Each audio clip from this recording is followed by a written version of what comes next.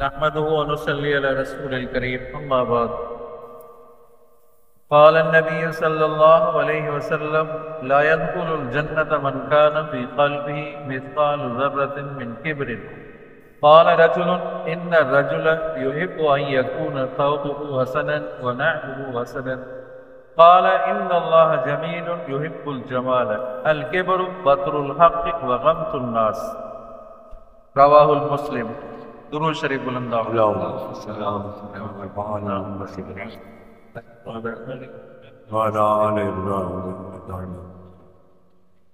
अल्लाहुम्मा बारिक अला मुहम्मदिन व अला आलि। हिकिड़ो आहे तकब्बुर ऐं ॿियो आहे तवाज़ु। तकब्बुर जी माना वॾाई, तवाज़ु माना आजिज़ी। तकब्बुर कम शैतान जो आहे। शैतान तकब्बुर कयो ऐं ख़्वार थियो। जंहिं आजिज़ी कई अल्लाह ताला उनखे बुलंद करे छॾियो। नबी करीम सल्लल्लाहु अलैहि वसल्लम अल्लाह साईं जे अॻियां बि आजिज़ी कई, मख़लूक जे अॻियां बि आजिज़ी कई। अल्लाह साईं जे अॻियां आजिज़ी कई त अल्लाह साईं मेराज करायो। मख़लूक जे अॻियां आजिज़ी कई त अल्लाह साईं शफ़ाअत जो हुक्म ॾिनो।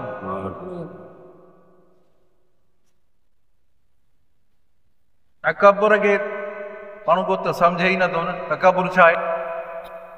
पीउ थो चवे त हे कमु कर, माउ थी चए त कमु कर, वॾो भाउ थो चवे, हिन जो दिमाग़ ख़राबु आहे। पीउ माउ जे लाइ चवंदा त पीउ माउ जो दिमाग़ ख़राबु आहे। हाणे पागल थी विया आहिनि। अस्तग़फिरुल्लाह, सभई चवनि अस्तग़फिरुल्लाह। जंहिं ॼणियो, जंहिं जवान कयो, हाणे कुराड़ो थी वियो। हाणे था चवनि त हाणे थी औलाद चवे त कुरा, हाणे त हे पागल थी वियो, चरियो थी वियो। जंहिंखे वाज़ नसीहत जी ॻाल्हि करे त पोइ तव्हां ई वञो जन्नत में। भला चवंदा आहिनि न, चवंदा आहिनि तव्हां ई जन्नत में वञो, तव्हां ई घोड़ा घसायो। तकब्बुर आहे। अज़ीज़ो, वॾे जी माण्हू इज़त करे, वॾनि जी माण्हू इज़त करे, सम्झा नहीं? तकब्बुर न करे, आजिज़ी करे। कोई माण्हू को दीन जी ॻाल्हि ॿुधे, कोई ॿुधाए थो त कंध हेठि करे ॻाल्हि ॿुधो, कंध हेठि करे तवाज़ो सां आजिज़ी सां माण्हू ॻाल्हि ॿुधे। फरमाए नबी करीम सल्लल्लाहु अलैहि वसल्लम अल्लाहुम्मा अहयिनी मिस्कीना व अमितनी मिस्कीना वहशुरनी फी ज़ुमरतिल मसाकीन। अल्लाह साईं मूंखे ज़िंदा रख बि मिस्कीननि सां, मार जाए बि मिस्कीननि सां, क़यामत जे ॾींहुं बि उथाई जाए मिस्कीननि जी जमात में। मिस्कीनी जी हालत में मार जाए। मिस्कीननि सां माण्हू मोहबत करे, ग़रीबनि सां मोहबत करे, अमीरनि खां माण्हू परे थिए। जेकॾहिं तव्हांखे तकब्बुर ॾिसणो आहे न, मुनाफ़िकी ॾिसणी आहे त पोइ अमीरनि वटि वञो, परेरनि वटि वञो। सम्झा नहीं? टे माण्हू अहिड़ा आहिनि। फरमाए नबी करीम सल्लल्लाहु अलैहि वसल्लम, हदीस मुबारक जी मफ़हूम आहे, दाबतुल अर्ज़ बला जो निकिरंदी, टिनि माण्हुनि खे पकड़े पकड़े करे जहन्नम में उछलींदी। यादि कयो, ॿियनि ताईं ॻाल्हि पहुचायो, हदीस पहुचायो। टे माण्हू अहिड़ा जो दाबतुल अर्ज़ बला अहिड़ी हूंदी जो जानवर त हिकिड़े क़िस्म जो हूंदो पर उनजी शक्ल मुख़्तलिफ़ जानवरनि जी हूंदी। इहा दाबतुल अर्ज़ बला आहे। टिनि माण्हुनि खे पकड़े पकड़े जहन्नम में उछलींदी। कहिड़ा कहिड़ा? अल्लज़ी युशरिक बिल्लाह, जंहिं शिरक कयो, अल्लाह सां गॾु जंहिंखे शरीक बणायई, अल्लाह साईं खे बि मुश्किल कुछा सम्झई, गैर खे बि मुश्किल कुछा। अल्लाह साईं जे अॻियां बि सजदो, गैर जे अॻियां बि सजदो कयईं। सम्झा नहीं? जंहिं शिरक कयो पोइ उहा भला पकड़े पकड़े हुनखे जहन्नम में उछली। अल्लज़ी यतरुकु सलात, ॿियो उहो माण्हू जंहिं निमाज़ छॾे ॾिनी।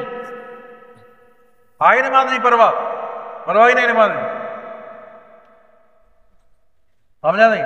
दोस्त नाराज़ थी वञे त परवाह आहे, घरवारी नाराज़ थी वञे परवाह आहे, निमाज़ वञे थी त परवाह ई न आहे। जंहिंजे लाइ नबी साईं फरमाए त मुंहिंजी अखियुनि जो ठार निमाज़ आहे। क़ुर्रतु ऐनी फी सलात, मुंहिंजी अखियुनि जो ठार निमाज़ आहे। जंहिंजे लाइ नबी साईं फरमाए त निमाज़ दीन जो थंभो आहे। अस्सलात इमादुद्दीन, मन अक़ामहा फ़क़द अक़ामद्दीन वमन तरकहा फ़क़द हज़मद्दीन। निमाज़ दीन जो थंभो आहे। जंहिं निमाज़ क़ाइमु कई उन दीन जे थंभे खे क़ाइमु कयो। जंहिं निमाज़ छॾे ॾिनी उन दीन जे थंभे खे ठाहे छॾियो। ऐं पहिरियों पहिरियों जेको क़बर में सुवाल जवाबु थींदो हुक़ूक़ुल्लाह जे बारे में, पहिरियों निमाज़ जे बारे में, पहिरियों निमाज़ जे बारे में सुवाल थींदो। असांखे फिक्र ई न आहे निमाज़ जो। घणा माण्हू थी विया?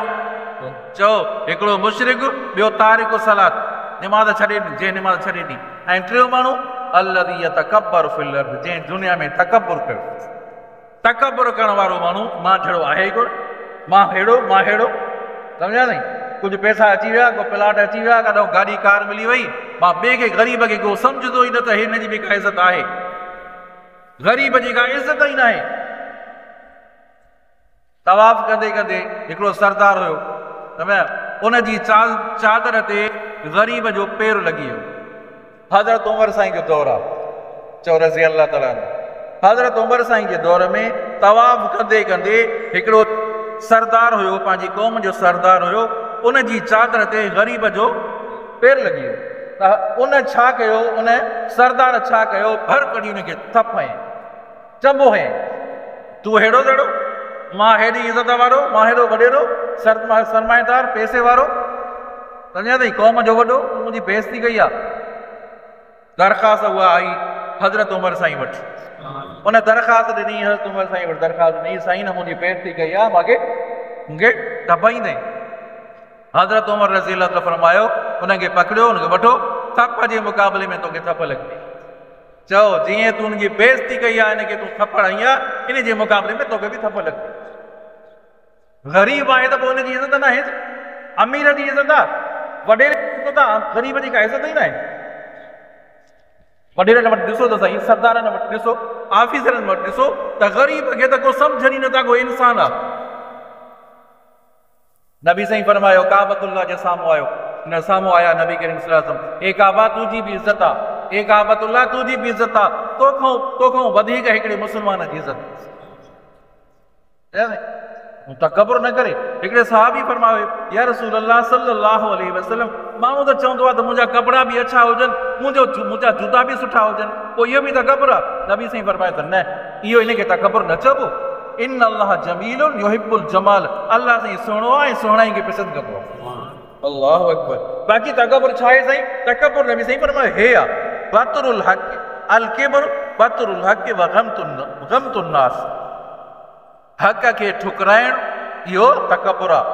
हक़ खे ठुकराइण, मां ई हक़ ते आहियां, हे सभु ग़लति, हे सभु ग़लति आहिनि।